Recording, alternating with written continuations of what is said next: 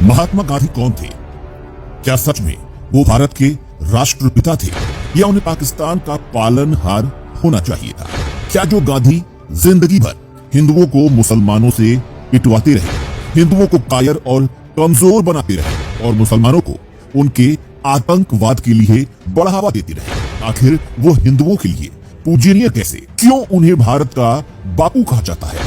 असल में तो वो पाकिस्तान के अब्बू होने चाहिए थे। ये सुनकर यकीनन लाखों दर्शकों के खून में उबाल आ जाएगा, लेकिन आपसे एक रिक्वेस्ट है कि चंद मिनटों की ये वीडियो देखने के बाद खुद तय कीजिएगा कि क्या सच में महात्मा गांधी उस सम्मान के लिए रत्ती भर भी काबिल थे जो उन्हें भारत के लोगों ने दिया। चलिए कुछ पॉइंट्स से समझते हैं, तो वीडियो को अंत तक जरूर देखिए। 29 मई 1924 यंग इंडिया की एक पत्रिका में गांधी जी का कहना था कि उन्हें मदन मोहन मालवीय, लाला लाजपत राय और स्वामी श्रद्धानंद पर रत्ती भर विश्वास नहीं है क्योंकि वो मुसलमानों के दोस्त नहीं है। वहीं उसी पत्रिका में ये भी लिखा था कि उन्होंने महर्षि दयानंद की लिखी सत्यार्थ प्रकाश से ज्यादा निराशाजनक पुस्तक आज तक नहीं पढ़ी। वहीं सत्यार्थ प्रकाश के बारे में वीर सावरकर का कहना था कि ये ग्रंथ हिंदुओं की ठंडी रगों में गर्म खून का संचार करने वाला है। उसी सत्यार्थ प्रकाश को पढ़कर राम प्रसाद बिस्मिल जैसे हजारों नौजवान स्वतंत्रता सेनानी बने। 26 दिसंबर 1926 को कांग्रेस की मीटिंग में गांधी ने श्रद्धानंद जी को मारने वाले अब्दुल रशीद को अपना भाई बताया और 30 दिसंबर 1926 को अब्दुल रशीद की वकालत के लिए खुदा किया। 6 अप्रैल 1947 को गांधी ने अपने भाषण के दौरान मुसलमानों के हाथों हुई हिंदुओं की हत्या को हिंदुओं की कुर्बानी बताया। 24 जुलाई 1947 की प्रार्थना सभा में उन्होंने स्पष्ट रूप से कहा कि देवनागरी लिपि कभी भी भारत की राष्ट्रभाषा नहीं बन सकती। 23 सितंबर 1947 को महात्मा गांधी ने पाकिस्तान में बचे हुए हिंदुओं के भारत लौटने पर बयान दिया कि उन्हें पाकिस्तान में रहकर मर जाना चाहिए था, न कि हिंदुस्तान में वापस लौटकर आना चाहिए।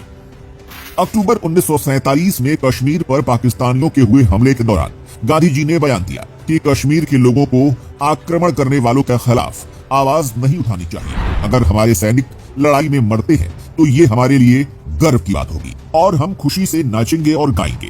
अगस्त 1921 में बारबर मोपलो के मुसलमानों ने जब हजारों हिंदुओं को मारा, महिलाओं के तिरस्कार किए, हिंदू परिवारों को जिंदा जलाया और जबरदस्ती उनका धर्मांतरण कराकर मुसलमान बनाया गया और सैकड़ों हिंदू औरतों ने उनके कार से बचने के लिए कुएं में कूदकर जान दे दी। तब गांधी और उनके चेलों ने इस कांड को जनता से छुपाने की भरसक कोशिश भी की और मुसलमान को खुदा का बंदा कहा और कहा कि वो अपने मजहब के लिए ही अत्याचार कर रहे थे। गांधी जी हमेशा हिंदुओं पर होते रहे अत्याचारों को छुपाकर मुसलमानों को बढ़ावा देते रहे और हिंदुओं को पिटवाते और मरवाते रहे।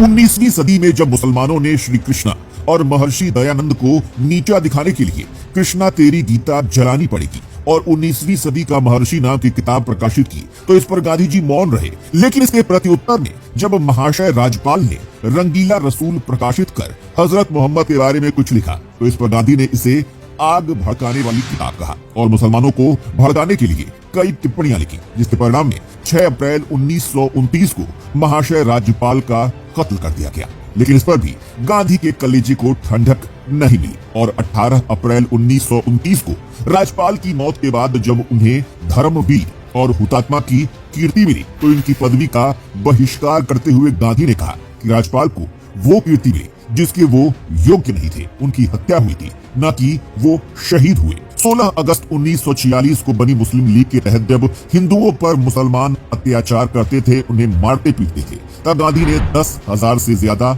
मरे हुए हिंदुओं की हत्याकांड की निंदा करने के बजाय कांग्रेसी हिंदुओं को जबरन धमकाया। कुछ समय पहले तब गांधी कहते रहे कि पाकिस्तान मेरी लाश पर बनेगा, फिर खुद ही पाकिस्तान और हिंदुस्तान का विभाजन करते हुए बयान देते हैं कि जो जहां है वहीं रहे और इस तरह पाकिस्तान में हजारों हिंदुओं की बेदर्दी से हत्या कर दी गई। लेकिन इस पर भी गांधी मौन रहे। इसके अलावा 12 जनवरी 1948 में गांधी ने उपवास शुरू किया जिसमें उनकी मांग थी कि हिंदू लोग मुसलमानों पर हमले न करें, मुसलमानों को हिंदुओं के साथ भारत में रहने दिया जाए। भारत में रह रहे जो मुसलमान पाकिस्तान वापस चले गए हैं उन्हें वापस बुलाया जाए। जो हिंदू पाकिस्तान से भारत आकर मुसलमानों के घरों में रह रहे हैं उन्हें घर से निकाल दिया जाए। मुसलमानों की मस्जिदों की दोबारा से मरम्मत कराई जाए और विभाजन के दंगों के दौरान मुसलमानों को जो हानि हुई है उसका मुआवजा मिले और पाकिस्तान को 55 करोड़ रुपए अपने देश के लिए दिए जाएं। और इस अनशन के बाद पाकिस्तान से लौट कर आए हिंदुओं ने जिन मुसलमान की खाली की गई मस्जिद में शरण ली थी उन्हें 1948 की जनवरी की कड़कड़ाती ठंड में घसीटकर मस्जिदों से बाहर निकाल दिया गया। गांधी की मांग पूरी करने के लिए उन्हें सड़क पर बेदर्दी से फेंक दिया गया और पाकिस्तान को 55 करोड़ रुपए भी दिए गए, जबकि उस समय भारत की खुद की आर्थिक स्थिति बहुत अच्छी नहीं थी। आप बताइए कि जो गांधी पूरी जिंदगी मुसलमानों के पक्ष में लड़ते रहे, उनके हक के लिए बात करते रहे और हिंदुओं को हर कदम पर झुकना सिखाते रहे, मुसलमान के हाथों हिंदू महिलाओं का अपहरण बलात्कार करवाते रहे, क्या वो गांधी हिंदुओं के बापू कहलाने के लायक हैं? क्या उन्हें भारत में राष्ट्रपिता का दर्जा मिलना चाहिए? क्या वो वास्तव में पाकिस्तान के मौलानाओं से कम है? क्या उन्हें पाकिस्तानियों का अब्बू मियां नहीं कहा जाना चाहिए? ये वो सवाल है जो इतिहास की किताब में गांधी को महात्मा बनाने के चक्कर में दबाकर रख दिए गए। लेकिन अब समय आ चुका है कि भारत के हिंदुओं को जागना होगा और अपने हक के लिए लड़ना होगा। अगर आप हमारी बात से सहमत हैं तो कमेंट सेक्शन में बताएं और ऐसे ही लेटेस्ट अपडेट्स के लिए पेज को फॉलो करना ना भूलें।